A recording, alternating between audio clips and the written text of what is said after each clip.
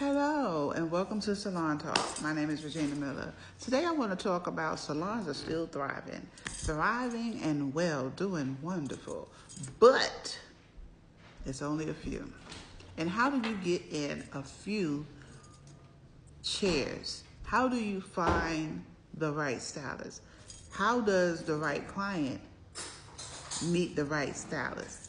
And that is what we want to talk about today. And that is a topic that is not easy. So I'm not even going to fool you. I'm not even going to make you think it's an easy thing to do. When I say, oh, salon referral, I got you. No, I need you to know that even I have to deal with hiccups. Even I have to deal with difficulty. Even I have to deal with the back scene of stress. And maybe one day I'm going to show y'all just a video of me actually what I do to get a salon for you, because it is hard. Because even I, when I opened my salon in Pensacola, Florida, something that I will never do again, and I want to share this story with y'all. I opened a salon in Pensacola, Florida without a employee staff. It was just me. And so I knew that I had the capabilities for people to come on board, but it was a year after COVID. So it was a trying time. Basically, I had to feel like I was 22 again and try to pull out all the stats, all the things to get those people coming in my salon. It worked, but I realized it's just me. Even though I'm getting the customers to come in, people are coming from all over. I even had hairstylists, written booths in my salon from all over different places. It was still me. And I had to turn around and look at myself in my empty salon I had 4 or 5 salon seats available, and it was just me. Me occupying one station and looking at all the other empty stations. And I could be honest and transparent with you all.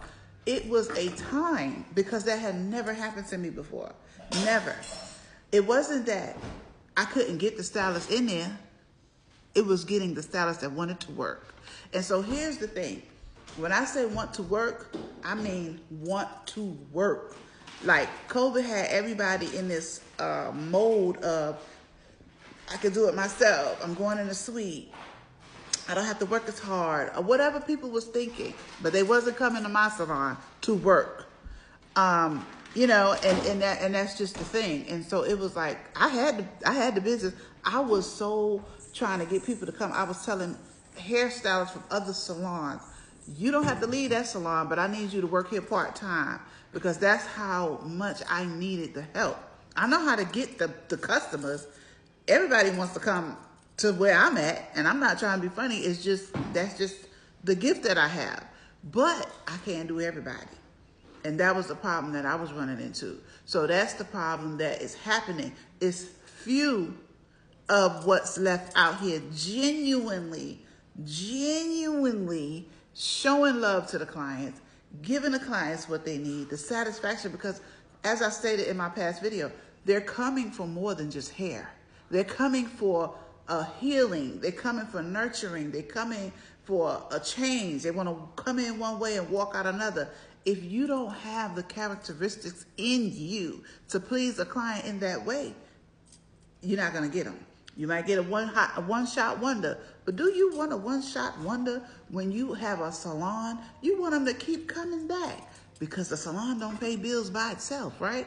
So I'm just trying to figure out, how y'all surviving with the one-hit wonder clients? Because I like the constant clients, the returning clients, the residual clients. You know what I'm saying? I like those type of clients that you know that they're going to come back. They're going to visit your space. They're going to tell their friends about you.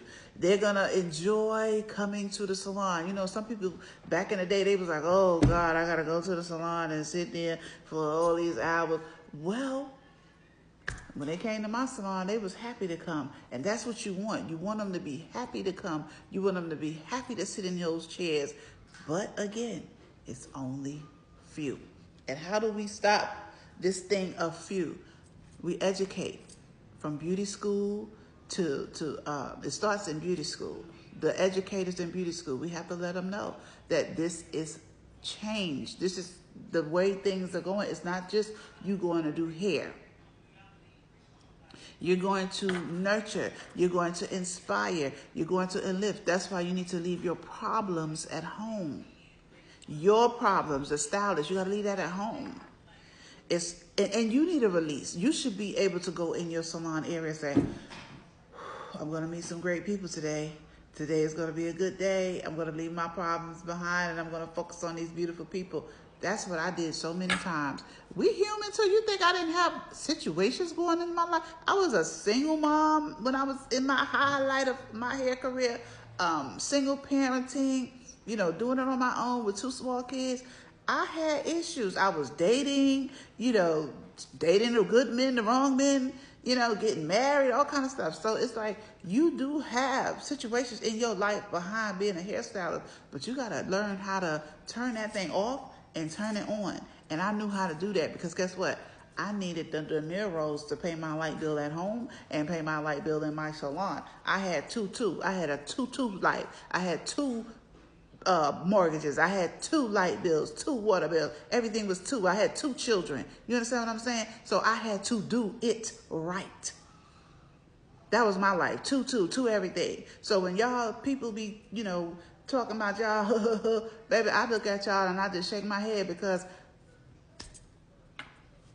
what we doing? I don't know. I don't know what y'all doing, but I know what I did. And it was a situation. And that's why I am the way I am today, because I really did this life. I really did this salon life. I really did this life. It's not a joke. I had to do it right for my children, for myself, for my well-being, and because I loved it and I wanted to do it right. See, that's the difference. You got things while you do things, but listen to what I'm saying. When you love something, it's going to happen for you. And a lot of people in this career, because they looking for the dineros, but that's not going to keep it everlasting. I have a whole lot of friends, a whole lot of people I went to beauty school with, that they're not doing what I'm doing right now today in 2025. I am still in the hair industry. I started the hair industry in 1990. It is 2025. I am still all about hair.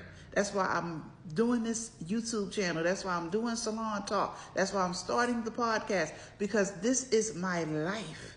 Why not do what you love? Why not talk about what you talk about? Why not talk about what you know? I don't want to be talking about what I don't know. I'm talking about what I actually did, what I actually conquered, what actually happened, what actually worked. Sign up for my course, Life After Beauty School. April is here. The next course is at the end of the month. I need you in my class. You can also book a one-on-one with me. Life After Beauty School is not just for beauty school students. It's for anybody who want to know something about the beauty industry. I'm shooting gems. If you think you like Salon Talk, you would love to get me one-on-one.